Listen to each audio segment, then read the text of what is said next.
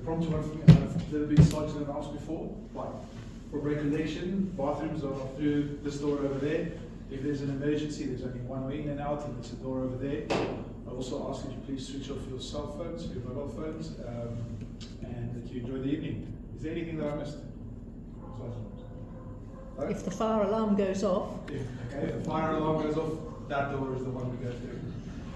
With that, I'm just going to hand over to myself for the President's address, and so a very warm welcome to all of you tonight.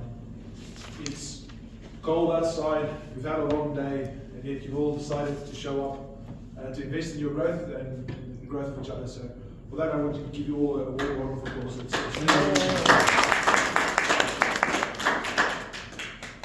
Because you've showed up, the ask is simple, and it's the same ask every week, and that is that you try to be present, you be where your feet are, you try to bring your authentic self and connect with the other people in the room, and you try to be playful and bring a bit of humor and fun to the evening. So, also a very warm welcome to our guests, our returning guests, all three, Anthony, Lewis, and Bar. I'm very glad to announce that Bar has decided to join us, so that's great. Welcome, Bar. Given that Anthony and Lewis are back for repeat visits, looking forward to you joining in the very near future as well. So, as per usual, Bar, we're going to skip you today because you're now part of the family, but maybe just ask Lewis what brought you here tonight and what is it that you'd like to get out of the meeting tonight? I enjoyed coming last time. I didn't get to make it 2 weeks ago, but I thought I'd come and hang out again. See what you guys do, so I'll probably join as well. Great. Remind us, why did you decide to come in the first place? I was speaking with Karen about it, and I wanted to get better at speaking publicly. Okay, great. Welcome. Anthony, this is your third or fourth visit? Third visit. Third visit. Remind us what brought you here?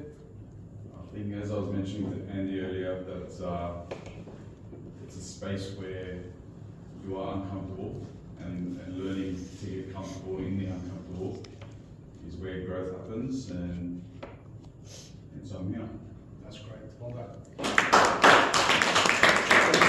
It's really great to see you guys, but just showing up, you've already won, and we're really looking forward to sort of joining you to the club. So let us know if you need some forms afterwards, or if you need some more time, whatever works for you.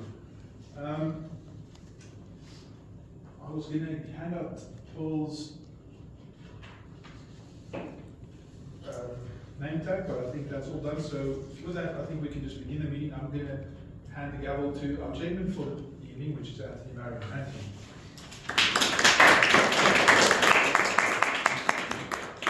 Thank you, Mr. President, and good evening, everyone, and welcome to meeting number 813. Welcome to members and guests. So firstly, are there any agenda alterations other than the one we could have known a few minutes ago? Well, we know Bird is not coming. Yeah. And also, if we can extend Andy's time to 6, 7, and 8. For first speaker? Yeah. Yeah. That was a mistake in my agenda. Other than that, I think we're good to go. Wonderful. With that, we declare the meeting open. And I will hand over to Sharon to give us the toast. Thank you, Sharon.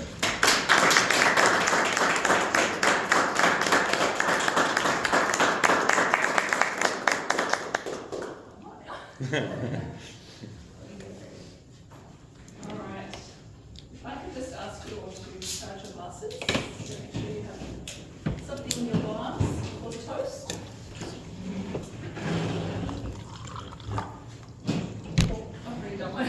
Sorry.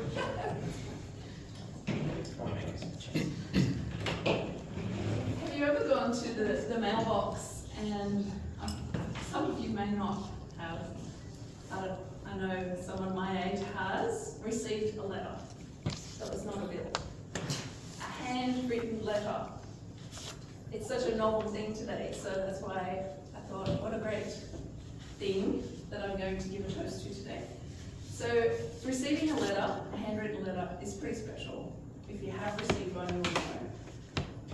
It just makes you feel special. It makes you feel like somebody has gone to a lot of trouble to write with their own hand and put some time and effort and thought into it.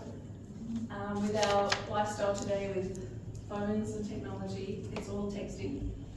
Everyone's texting and it's just quick and fast and it just seems to ping and pong and flip and flap and it's just like, ah. But a handwritten letter, you actually just appreciate it. You just sit and read it and absorb it. It's quieter, it's calmer. And I know my kids text me things that I have to try and decipher because it's not even words, it's just letters. So I really appreciate writing. So today is actually the day that a Hungarian journalist named Laszlo Biro patented, he patented this thing here, the Biro ballpoint pen. So he was a journalist and he got very frustrated with all his notes being smudged and messy. Could you imagine being a journalist and having a fountain pen, having to take notes wherever you are, and you get back to write your thing and you can't decipher what you're reading because it's so smudged. So he was noticing that the newspapers, they use quick drying ink. And so with him and his brother, they put their heads together and he came up with this idea to put the ink inside the pen and it would be quick drying so it wouldn't smudge. Now this was at the time, it was 1943 on this day that he patented that. So that's why today is actually the Biro Day, ballpoint pen day. So that's why I thought we'd give a toast to that today. So at that time, 1943, the soldiers were then able to take pens with them to war. They could write home, write letters. Obviously students, everyone, you know, you write. We write love letters, we write notes, recipes, shopping lists. And there's studies to show that when you write, when you handwrite, so when you're taking notes, if you actually write rather than type, there's a body-brain connection and you learn more and you remember more. I know I write shopping lists and I usually forget them, but because I've written it, I get to the shops and I remember what was on my list. So I just wanted to acknowledge Laszlo Biro today. And you know, we never forget the power of the pen, even though in our world we're so busy texting and typing, that we just think about this humble little invention and how powerful it actually is and how we can make someone else's life special just by writing a quick note or a long note. So if we could stand, raise our glasses to Laszlo Biro and the Biro pen. Laszlo Biro, Biro pen. And can I still encourage you to maybe take a moment this week and write something on there? Thank you.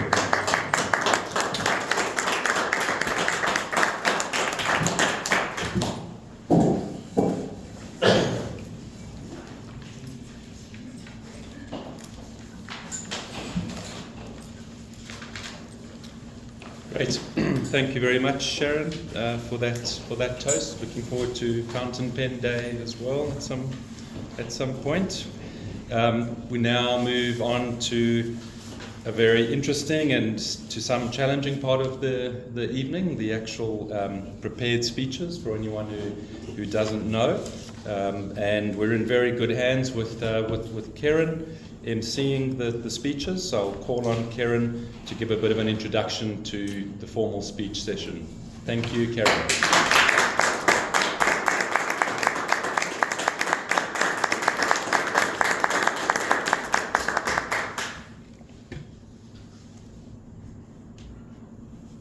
Good evening, everyone, and welcome.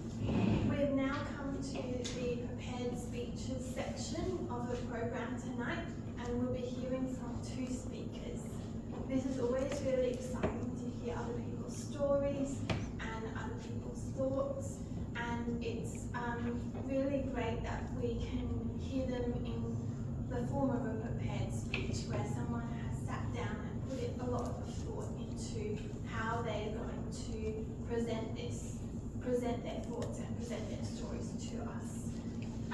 So this evening we have Ehsan and Andy presenting, and Andy will be up first.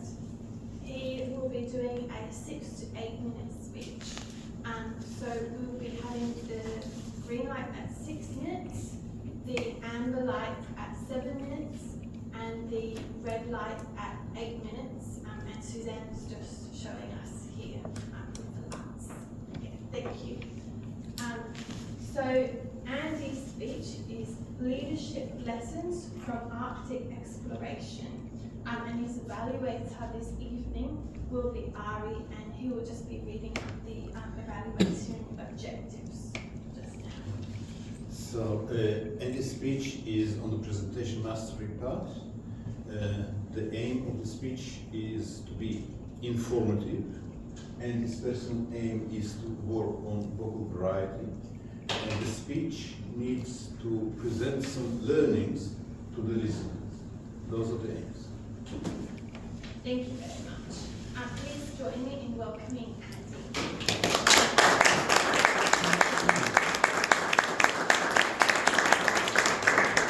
Andy and Andy, leadership lessons from Arctic explorations.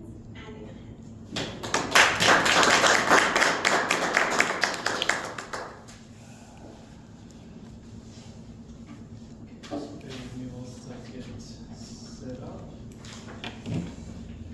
Alright, good evening everyone, and it's great to be here. I will be presenting a speech on a topic which I'm quite interested in. One of the reasons I joined Toastmasters was to improve some of my own skills, and those would be lessons in communication and leadership. Leadership, I feel, means many different things to a lot of us. In this particular topic, I'd like to focus on leadership lessons from Arctic exploration. Essentially, going on a journey of explorers, polar explorers who explored the North and South Pole between 1900 to 1920. To me, it resonates similar to what Elon Musk is doing with the Mars world and kind of frontiersmen. So the reason why this resonates is because it focuses on Ernest Shackleton. So Shackleton was a famous British explorer, and things he did and behaviours he emulated in his team lasted over a century, and they resonated back into the business world. So they're principles which I feel can be utilised whether you're an individual, you work in corporate, or generally just want to do things a bit better. And that's what I just want to share with you. Now, my speech is going to be based on a historical summary of certain facts, some conjecture, and essentially the connection point into key takeaways and what we can learn from. So sometimes I may have to read from my list of facts, but hopefully not too much. But anyway, by the way, show of hands, who loves complaining about the cold? I know probably me too. Not as many as I thought. So I can guarantee you after this, you will never complain about the cold. All right? So I want to take you somewhere where few have gone, into icebound wilderness of the Arctic, place of extreme colds, isolation and uncertainty. Picture yourself as being part of a 30-person crew, where it took up to 8 months to get to a certain point of Great Britain. Yourself traversed down to the tip of Argentina, off to a supply depot called Wheeler Island, which is 800 miles from the tip of Argentina and about 200 miles from the South Pole. Now, 6 months of the year is bitter, cold. I'd say 2 months of actual sunlight. You get up and you deal with frostbite, negative 60s to negative 80 winds.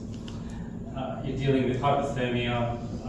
Around lunchtime afternoon, you're getting crew members coming in with frostbitten toes and gangrene, starvation, pneumonia, being snowblind.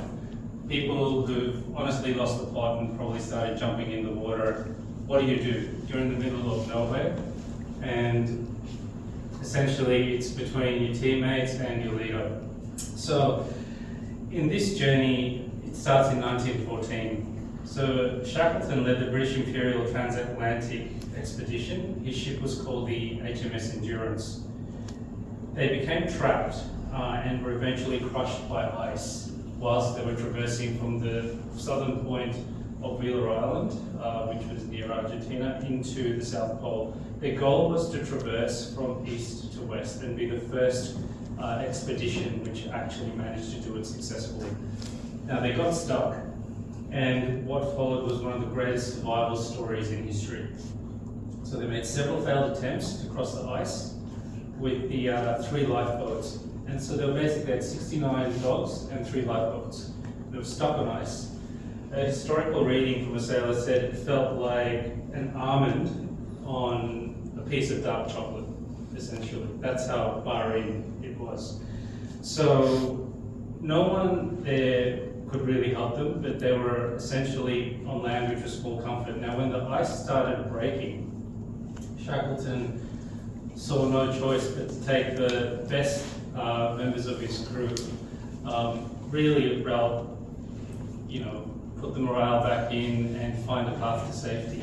So what they did was make their way to an outpost and essentially sail across what was known as the Weddell Sea to South Georgia Whaling Station.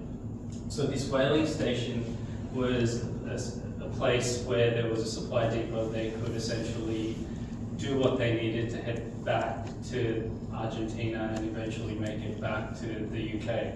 But what happened was, through the deep, desolate ice, darkness, if you can imagine, chugging on with multiple supply lines in the extreme dark, negative 60 wind.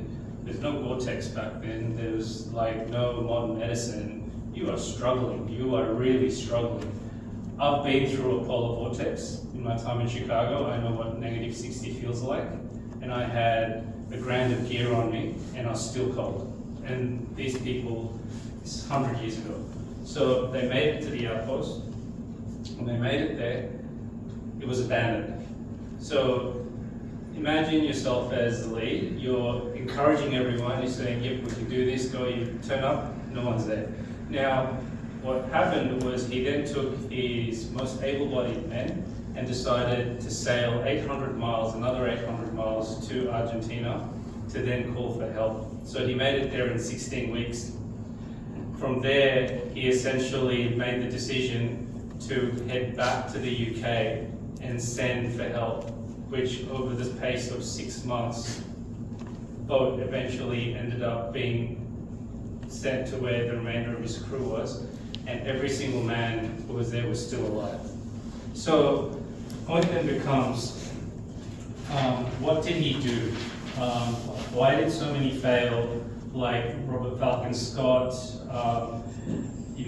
Edward Wilson, the Canadian expedition, the Russian polar expeditions with similar technicality, all failed.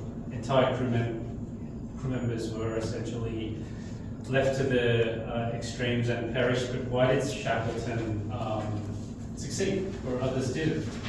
Well, there was 7 principles. One was adaptability over rigidity, prioritizing people first. He led by examples. He kept the complainers close and he focused on morale. He prepared meticulously and improvised freely. So he was open to changing the course of the mission when he knew that it may end in certain failure. He communicated honestly and often. So now you might be thinking, this is all fascinating, but I'm not leading an expedition, so why is this guy even talking about this? So you see, that's fair enough, but we all face our own Arctics. It's cold out there, but your Arctic could be a market crash, a sudden layoff, a global pandemic. All of these require us to manage our inner storms and require us to stay calm, adaptive, and take a people-centric approach to leadership, which is what he did, and which is why he succeeded and other people didn't. So there's 3 things I took away, which is be the first to step into the cold and train for the unexpected. keep your team together, not physically, but even emotionally. Change of course if ice demands it. I know I'm on time, but there is one thing I just want to say. 1907, there was a sign on Fleet Street in London. It said, "Men wanted for hazardous journey, small ages, bitter cold, long months of complete darkness, constant danger, safe return doubtful, honour and recognition in case of success. Yours sincerely, E. Shackleton." What would you do? That's what I want to leave you with. Thank you.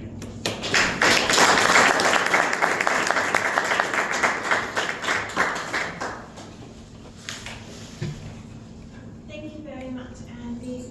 I remember learning about Ernest Shackleton when I was in school, and I always found his story very, very intriguing. And I think it's one of the most intriguing stories of success, even though some people might have called it a failure in many ways. But now, next up, we have Ehsan, and his speech will be 5 to 7 minutes. His evaluator is Fred, and Fred, if you could just read out the objectives. Sure. So Ehsan's doing presentation mastery connecting with storytelling, and he's going to present a story about the speaker's life or a fictional tale about the speaker's own creation. And yes, so there'll be green light at 5, orange light at 6, and red light at 7. Ehsan's just given me an introduction to read out. Kachal Mufeferi is a fictional character that Ehsan has created. This is a short, rather hefty man with a hair loss issue that keeps hurting him during the day and in his sleep. He sits at a beach after work hours next to a city river and thinks about things. Yes, sounds intriguing. So everyone, let's welcome Ehsan. And Mufeferi. Ehsan,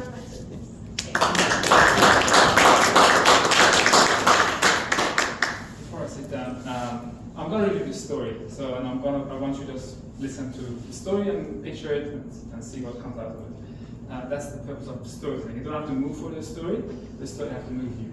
So let's see how much I can do that. Kachal Mufeferi, I don't know if you remember him. He was the guy who once I presented in this room sitting on a bench, and he was so short that his feet, I sat here and said that his feet was dangling off the bench, and he was struggling with his hair loss for a long time. This is at the start of his journey of hair loss, and he had issues with that just before, and he started to have bad dreams during the night. He couldn't find the link yet, but this is where he's at right now.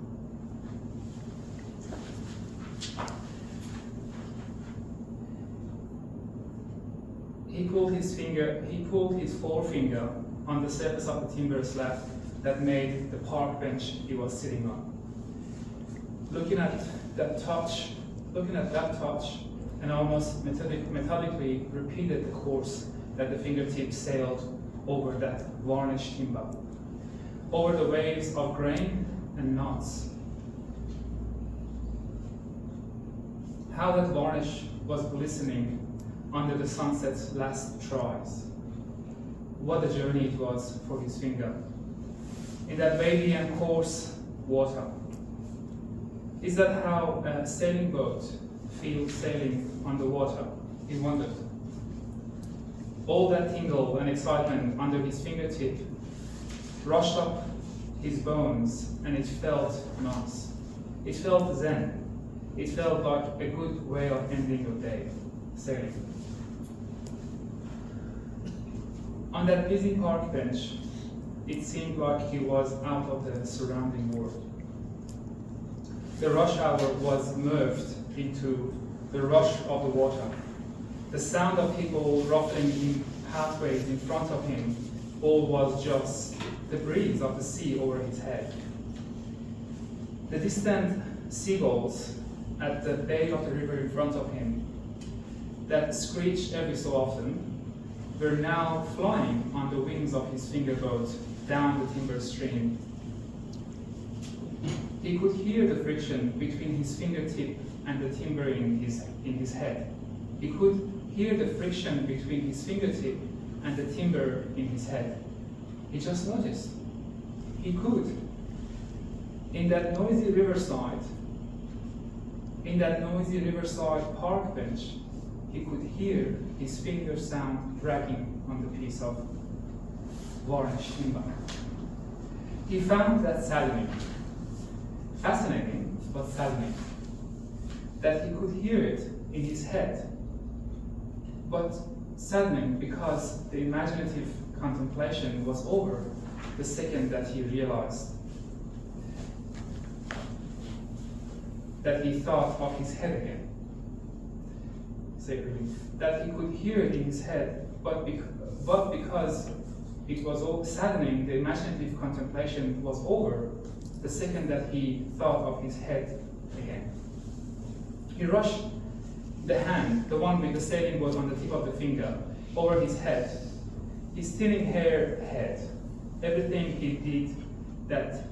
time he did that reflexive motion, he could not think that it might be contributing to faster hair loss. After all, a fragile hair with weak roots can only take so many strokes of anxious hand on the head a day.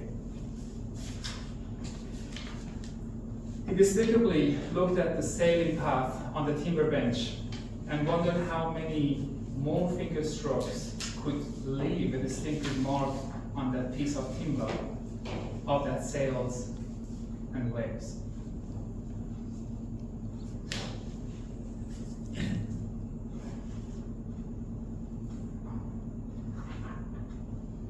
Sorry, I missed one paragraph. So going back to, and that's not a good story, is it?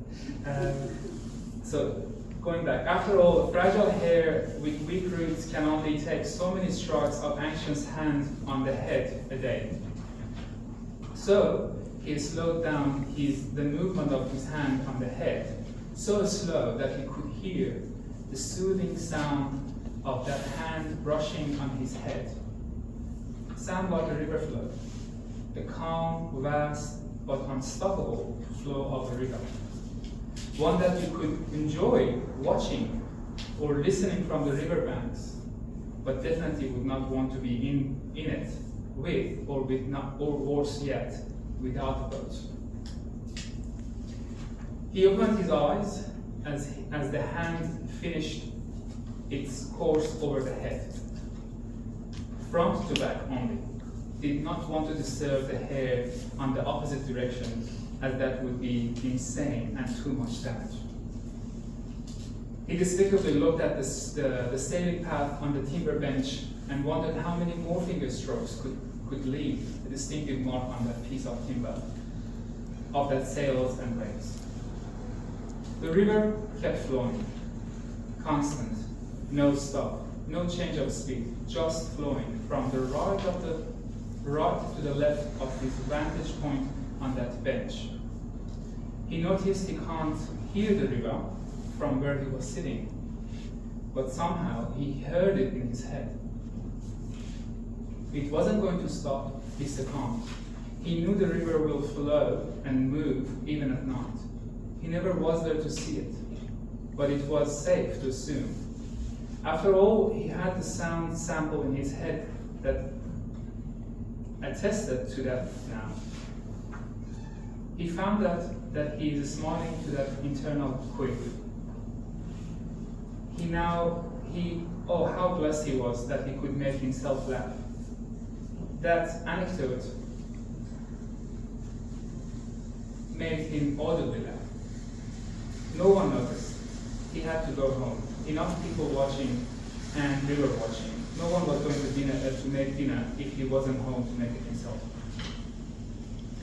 He was not looking forward to the night. Another sleepless night, or worse, a restless sleep with bad dreams, and was not looking forward to. However, as he knew, he had to go home, had a meal, and hoped the storyline is in his dream tonight ends in something other than night sweats and frightened awakening. He heard the city sleep. So this is the next scene, the night. He heard the city sleep. He heard the cars pulling the garage and creaking sound of the tandem doors closing behind them, leaving the muffled sound of the cars in the background. He heard the neighbors shuffle in the wall-to-wall unit next door. Some sort of a nightly ritual they had that made almost the same noise. It had the same tone, the same sound, almost the same time. In his head, he wished he could say the same thing about his dreams. Only if he knew the dream was not fun. The doctors didn't tell him medication to tell him his medications to help counter his hair loss can mess up with his sleep. Even though when he nudged them and clearly asked, does the medicine have a side effect of bad dreams? One smiled and dismissed the question as a joke. The other one looked at him with inquisitive eyes just to make sure he hasn't missed a joke and calmly said, there's no signs or reports of such side effect. Okay, how timely those thoughts were. And now before sleeping, tucked in bed and with a cup of warm milk and 2 diazepams, he was blissfully waiting for it to kick in. He had to sleep. There was no alternatives. He thought about it in depth and length. He saw a few shifting vibrant colors, colored balls of material moving in the dark horizon ahead. Behind his eyes, that was the dream's ship coming. I wish I could read more, but that's all I have time.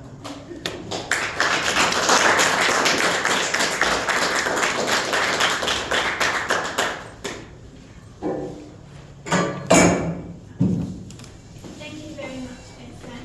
Maybe we will hear part 3 in another few weeks. But yeah, please join me.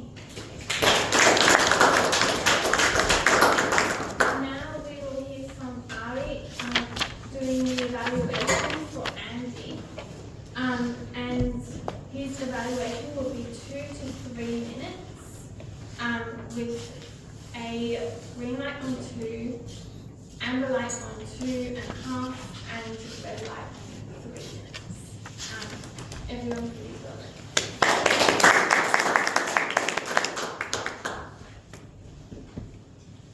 Good evening, Toastmasters. My pleasure to evaluate Andy's speech about the exploration of Antarctica that happened in 1914. I'll be very quick because there are lots of things to say and also to suggest. Informative. Was the speech informative? Yes, it was. I've learned about an event which I was not aware that it happened. I've learned about the fact that all of the lives of the participants were saved gladly, and minding the times, and minding the technology, and minding the weather, that's a huge achievement. And actually, looking at that, nothing else matters. So informative it was. Also, we understand that it happened only 100 years ago. Yet the world was completely different. Like people who lived then, we could have met in our lifetime. It's not too far away 100 years ago. Well, the 20s were 100 years ago. The real place. And in that part, it was informative, some new knowledge, and a happy fact. Applied learning.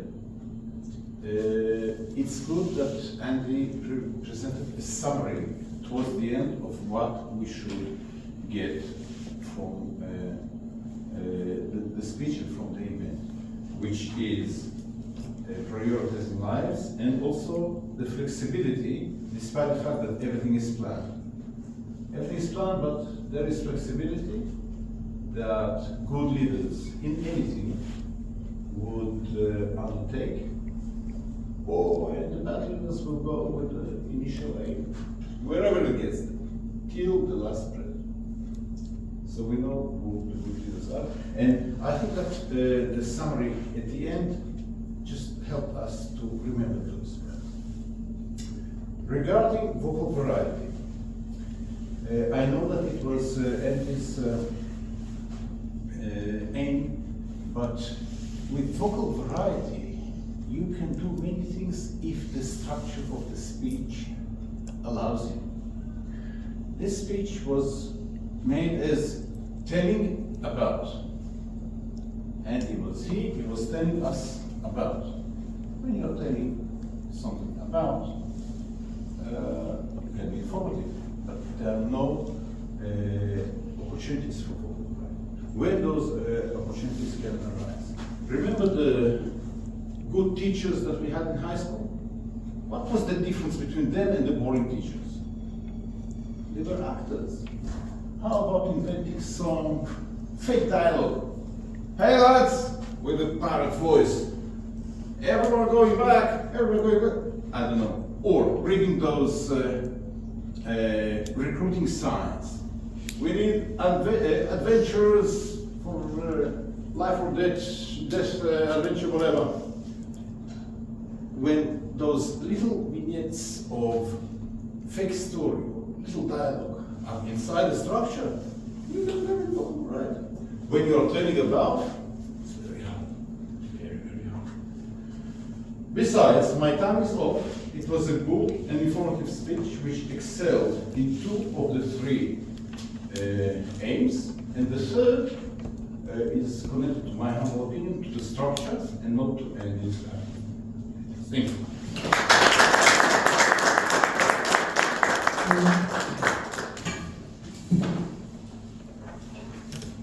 Thank you, Ari. I'll now be calling upon Fred to do his evaluation. This is also a 2 to 3 minute evaluation. Please welcome.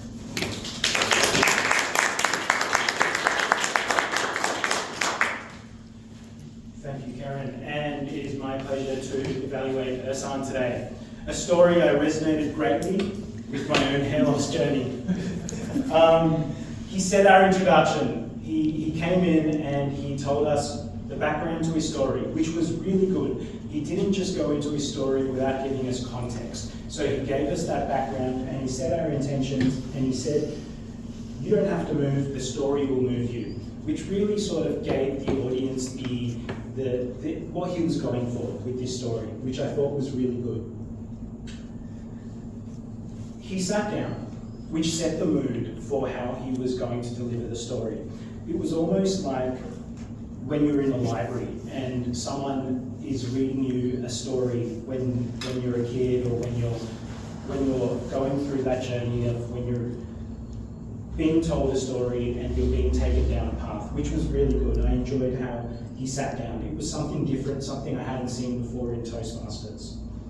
I thought his wording was really good. He used very creative and descriptive words. Some of the seagulls screeching and friction between the fingertips and patting the back of the head. I think there was some really good creative wording used there, which really helped to sell the story and get the feeling he was going for.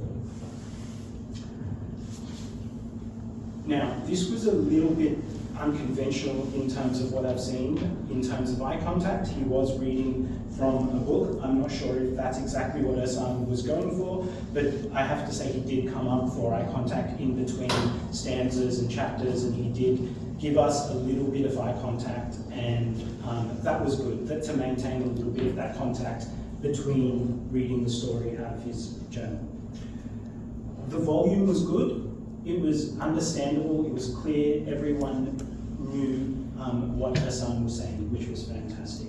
And overall, very creative with the story as well. The story was a creative piece of writing, and I liked how he executed that.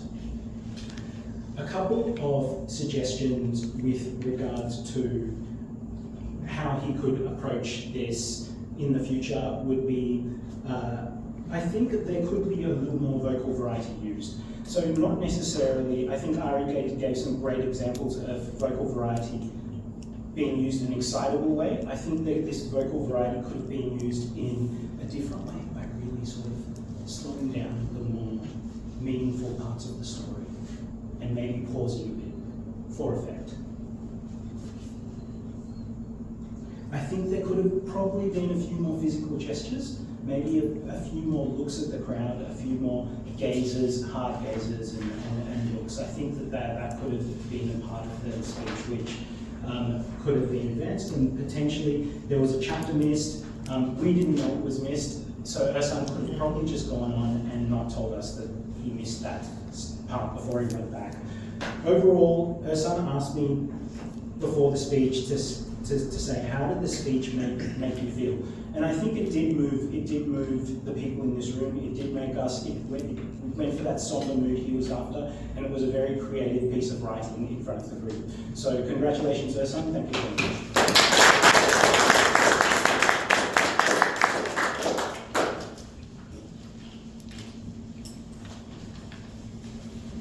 Thank you very much. Let's all have a final round of applause for all our speakers and evaluators. That concludes the speech portion of this evening, so thank you very much.